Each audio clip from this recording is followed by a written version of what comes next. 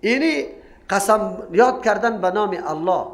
نام الله خیلی محترم و عزت داره. انسان وقتی نام الله را برای بازداشتن خود از یک کار یا با انجام دادن یک کار نام الله را یاد میکنه، باید پاس و احترام نام الله را بسیار داشته باشه. تو قسم خوردی که من نمیرم در بازار، ولی نام الله را یاد کردی، چون نام الله معظم است، تو باید در بازار نروی.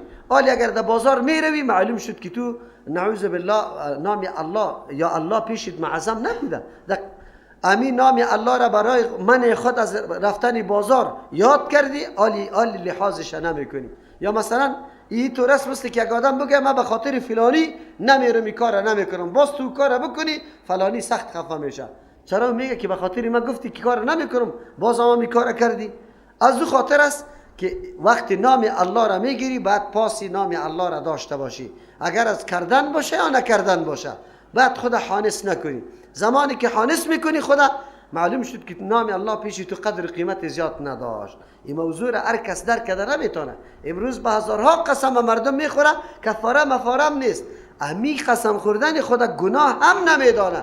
عایشه رضی الله عنها یک مرتبه خوارزادش عبدالله ابن زبیر رضی الله عنه سر یک موضوع هم دینی، عبدالله ابن زبیر به خاله خود میگه عایشه رضی الله عنها مادر مومنا گفته خاله تو بسیار مصرف میکنی، یعنی صدقه میکنی. یک چیز خوب خود بان ازواج مطهرات و حقیقت صدقه داشت میفهمیدن. چیزی که در دست میآمد میداد، حتی در بیگاه پس در افطاری خود چیزی باقی نمانده بود. یک مرتبه می طور شد عایشه رضی الله عنها چیزی پیشش آمد، کلش در کنیز خود داده تقسیم کرد. بیگاه روزه بود. وقتی که سوال کرد از کنیز خود که چیزی هست که روزه میدا کنین، کلش تو دادی، صدقه کرده رفتی، یه چیز باقی نمانده. و اینقدر اهمیت میداد به مصرف مال. ما امروز اینقدر بخیل هستیم که همه چیز گنده است پیش ما میشه. امو را در یک فقیر روان کرده نمیتونیم. کالای ما امو ترمه باشه به یک فقیر داده نمیتونیم، کالای کونه را. همچنان در طعام، در هر چیز انسان وسش میرسه. در کدام موقعی که برای تو 2 افغانی 1 روپه وسط میرسه، تاخیر نکو که 1 روپه دادن شرم است. نه، 1 روپه دستت کار کرده رسیده، صدقه کو در راه الله که دیگه الله برات بده. دیگه موقع خود عادت کو امرای اینمی صدقه کردن. این گپ یادی نیست که یک آدم بسیار مردم هست سرمایه خیلی قوی داره، اما الله متعال امی توفیق برش نصیب نکرده. بسیار مواضع ضرورت انفاق خیلی زیاد پیدا میشه، اما الله برای از توفیق نداده. این یک صفت و خاصیتی است که الله به بعضی اشخاص نصیب کرده. هر کسی کار نمیتونه. وقتی که خوارزاده برش گفت که تو زیاد انفاق میکنی، گفت تو مرا از کاری خیر من نمیکنی، قسم خورد که قطعت گپ نمیزنم. باز عبدالله ابن زبیر رضی الله عنه شروع شده بود، از هر طرف سری عایشه رضی الله عنها خاله خود داخل میشد و میگفت که چرا گپ نمیزنی، بسیار خفه و خسته بود. عایشه رضی الله عنها قسم خورده بود. یک روز داخل شد در خیمه، پرده را بالا کرد، گفته خاله به الله قسم از پیغمبر علیه السلام شنیدم که کسی که از امر یک مؤمن تا 3 روز گپ نزنه، اگر وفات کرد نعوذ بالله جهنم میره. عایشه رضی الله عنها وقتی حدیث شنید، باز دستی گپا را سر شروع کرد، لیکن کفاره قسم خدا داد. چقدر کفاره داده؟ قرآن کفاره را خوب میگه، یا غلام آزاد کردن 1 دانه، یا 10 مسکین طعام، یا لباس دادن است. 40 غلام عایشه رضی الله عنها آزاد کرد. سری از اون گریان میکرد که ما پاسداری و احترام نام الله را نکردیم. سر از اون ما پاسداری نام الله را نکردیم. چرا؟ به نام الله قسم یاد کردم، باز خلافش کردم. او خلافم به خاطر دین بود. چرا؟ مسئله دین بود. نه گپ زدن با قریبی خودی نارواست، باید گپ زده شود، خود حانس بسازی. لیکن او گفت که من نام الله را سری معامله گرفته بودم، چطوری معامله از پیشم سر زد. امروز ما مردم اینمی کارای ماست. پشتی سر که وحفظ ایمانکم میگه، اینمی را میگه که ما از قسم خوردن خودداری بکنیم. نام الله این طور عادی نیست که در هر چیز گرفته شود. در هر چیزی که هیچ ناچیز باشه این نادرست است. بله، به حق قسم خوردن در موقعی که قابلیت داره تو باید قسم بخوری. موضوع مهم است، مسئله مهم است، قابل قدر است نام الله گرفته شود. این موضوع نام الله است. امروز مردم ما به هزارها قسم میخوره، هیچ گپش نیست. نام الله را آن قدر سبک میگیره که پرسان نکن. الله رحم بکنه. در هیچ از او برای اختیار است. هر کدام از یاره که تو اختیار میکنی، یا ده مسکین طعام بده، یا ده مسکین کالا بده، یا غلام آزاد کنی. خب غلام نیسته دیگه. ده مسکین طعام دادن مراد از طعام به نزد بعضی صحابه کرام دو واده طعام دادن است، مثل که علی رضی الله عنه میگه، و بعضی صحابه میگه نه، یک واده طعام دادن کفایت میکنه. خود ده مسکین کدام طعام، کدام چیزی را که تو در خانه میخوری در میانه نه خیلی اعلا باشه و نه خیلی ادنا باشه، در میانه طعامی که میخوری ده مسکین نان برش جور کن، ده مسکین بیار نان سرشان بخور، اون خلاص صحیح شد. آلی خو مردمی کارا را نمیکنه، اون پیسه میده. مثلا یک خوراک عادی که در یک هتل داخل بشی 100 روپیه برای ده مسکین 1000 افغانی کفاره قسم جور میشه. در مورد کالا هم اگرچه علما اختلاف داره، راجح است که یک پیراهن تنبان باشه. آلی یک پیراهن تنبان در چقدر جور میشه؟ کالاست، کالا تنها رخت نیست، کالا را جور کو و در جوره. از او خاطر آلی دیگه در جوره کالا کمی قیمتش زیادتر بشه. رخت مثلا اگه 100 روپیه باشه حتما 300 یا 400 روپیه پیش چی میگیره؟ بگه کرایه دختنش میگیره. اون کفاره یک برای 10 مسکین مثلا کالا کردن 400 افغانی اگر بگیری 4000 افغانی جور میشه برای کالا. خب اینمیا کفاره قسم است. این سه اختیاریستی که هر کدامش انجام میدی انجام بده. دیگهش اگر این کارا نبود، یک نمیتونی نه ده مسکین طعام داده میتونی و نه ده مسکین کالا داده میتونی، نه غلام آزاد میتونی. آلی دیگه مسئله روزه میه که پشتی سر بر ما میگیره. فمن لم یجد فصیام 3 ایام، کسی که نیافتی 3 چیزه، این قید شد.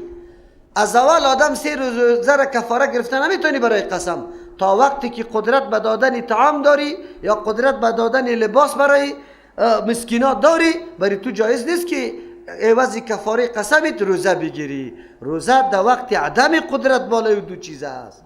اگر سری دو چیز قدرت داشتی روزه برات نیست. فمن لم یجد، کسی که نیافت یعنی توانمندی زیرا نداشت که ده مسکین طعام بده یا کالا بده یا غلام آزاد کنه، فصیام 3 ایام، روزه گرفتن است بالایش 3 روز. نه، در اینجا جمهوری علما قائل است که 3 روز هر وقت که بگیری پی در پی هم نباشه کافی است، اما پی در پی گرفتنش سنت است. امام ابو حنیفه رحمه الله او قائل به است که نه، فرض است. اگر روزه را تنها بگیری کفاره نمیشه.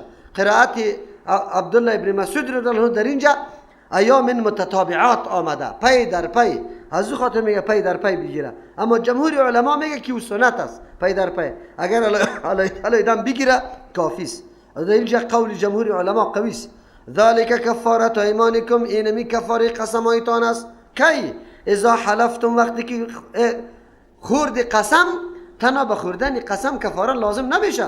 و حنستم، حانس شده، قسم خورده باز بعد از او پوره نکرده، میده کرده قسم آره، اونو وقت سرتان اینی کفاره است. واحفظوا ایمانکم، حفاظت کنی قسمایتان. دو مطلب داره. پیش از پیش انسان باید خودداری بکنه، در هر معامله نام الله را یاد نکنه، قسم نخوره. نه. چرا؟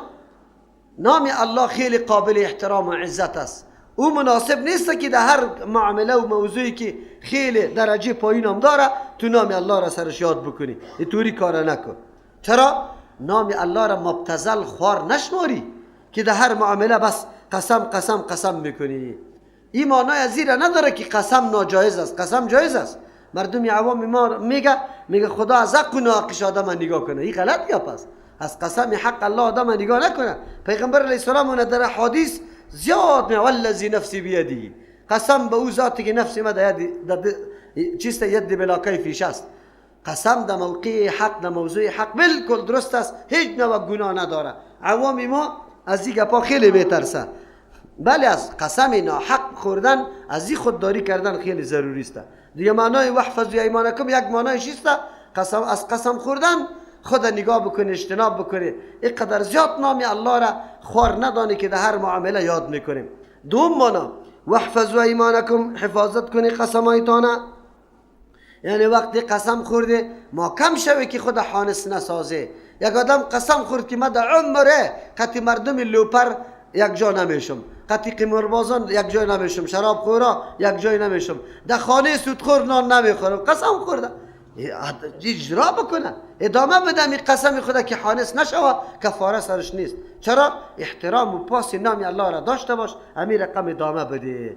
از او خاطر الله میگه قسمایتان حفاظت کنه. سوم، بعضی مفسرین سوم معنا را هم کرده که اینجا مراد واحفظ ایمانکم است، یعنی عمل به ادای کفاره بکنه که قسمتان حفاظت شود. در غیر از او تو نام الله را گرفتی، باز قدر نام الله برات سبک معلوم شد که خلاف از او کارا را کرده رویستی. از او خاطر آلی وقتی قسم خوردی و خلاف کردی، اینالی به ادا کردن کفاره حفاظت قسمت میتونی، یعنی قدر و قیمت نام الله را حفاظت کرده میتونی توسط چی؟ ادای کفاره. خدا مجرم دانستی.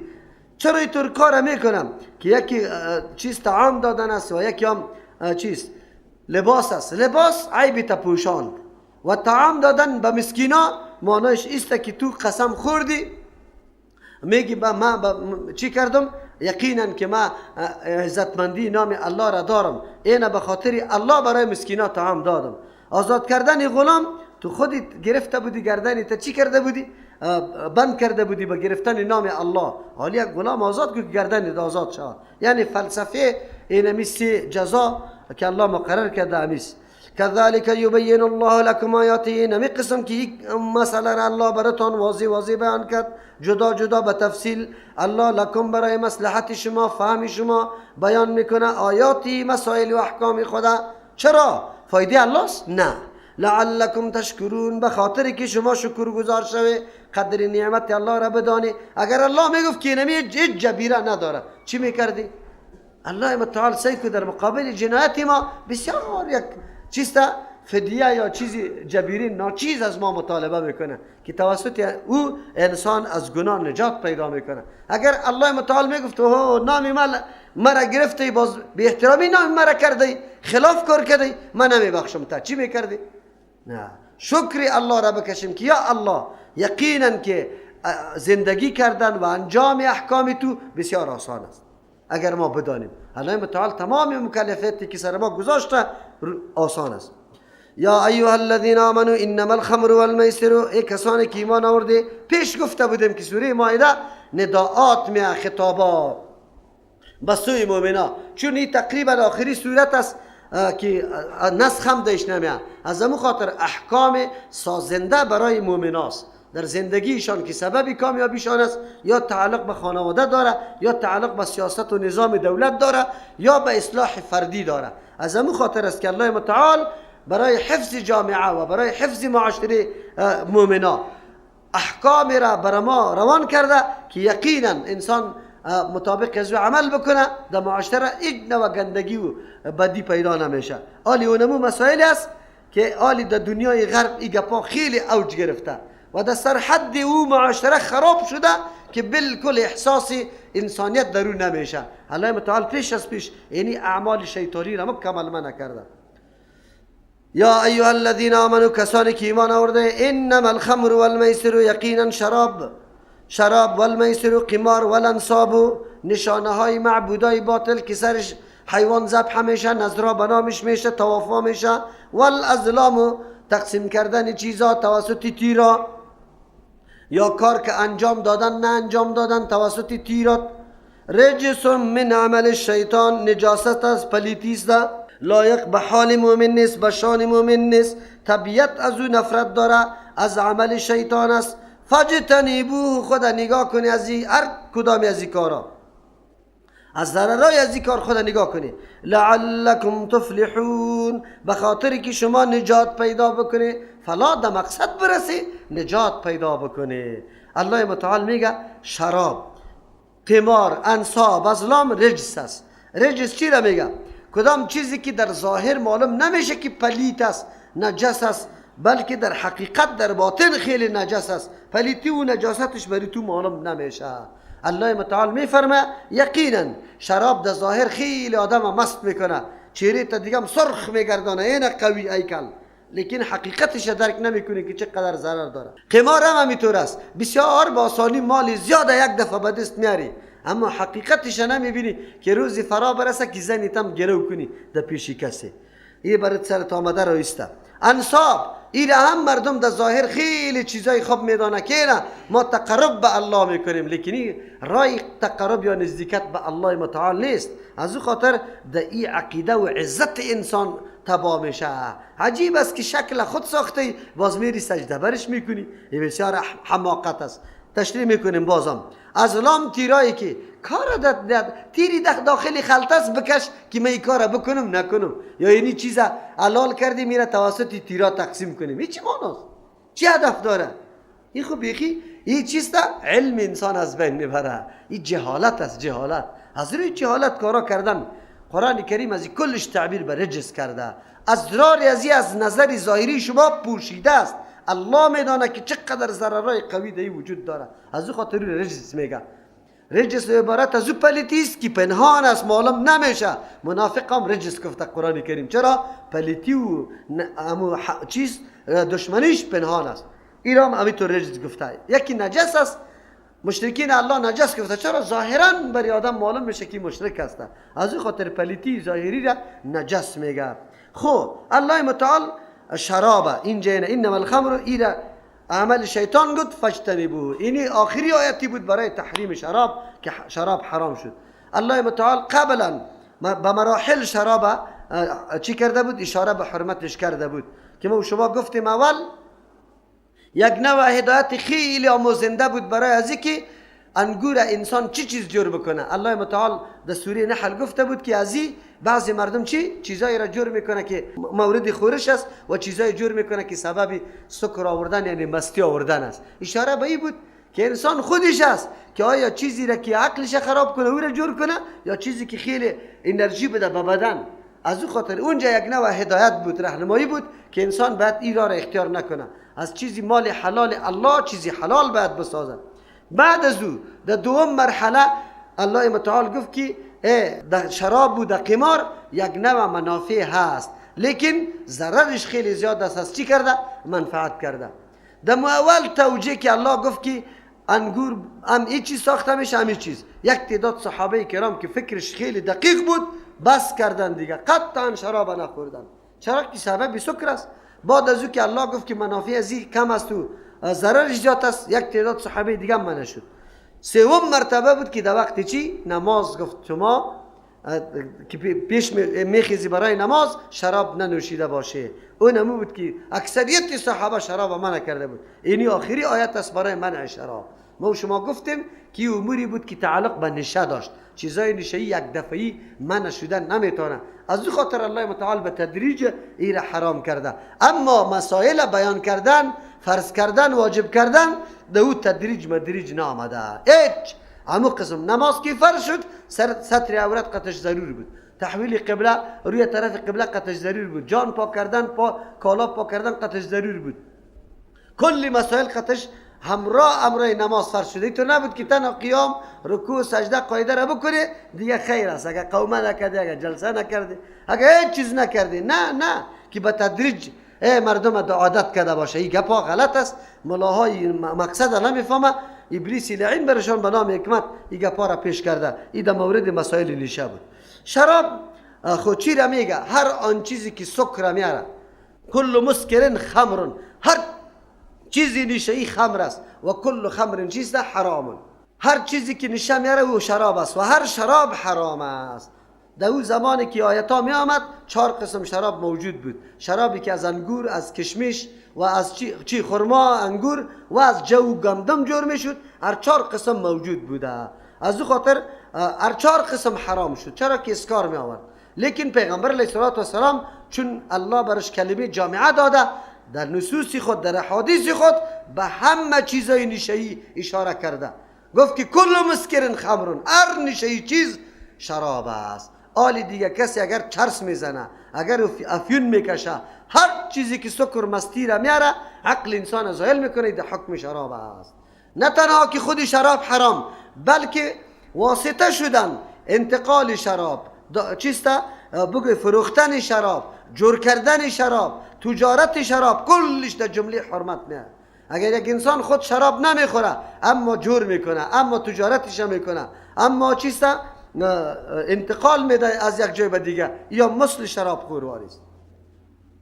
شراب چی ضرورت است که برای از این انسان رو بیاره؟ بزرگترین جوهر در وجود انسان عقل است. تمیز خوب و بد توسط عقل میکنی، راه و چار توسط عقل شناسایی میکنی. الله برای تو یک فکر داده، اموری معقول محسوس نه که با چشم دیده شوه با گوش شنیده شوه. اموری معقول، آن چیزی که با حواس ظاهری درک نمیشه، امور توسط عقل خود معلوم میکنی. پس چطور شده میتونه که یک انسان بخیزه امی جوهر خیلی قیمت بها و با ارزش خدا بگیره ایر از بین ببره؟ ای چطور؟ ای حماقت نیست؟ سخت بی عقلی است.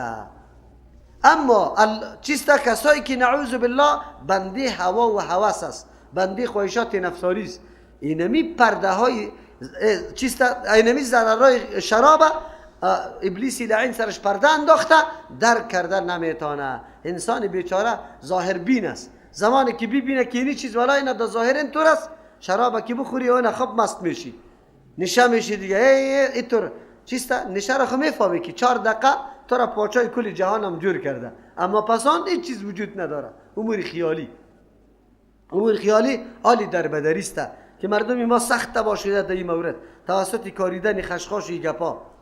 این کاریدنش هم نادرست است، با وصفی که از این بعضی مردم این استدلال میکنن که ما با چی کافر روان میکنیم. نه، با کافر جهاد بکو، لیکن اینطور معامله با کافر هم درست نیست.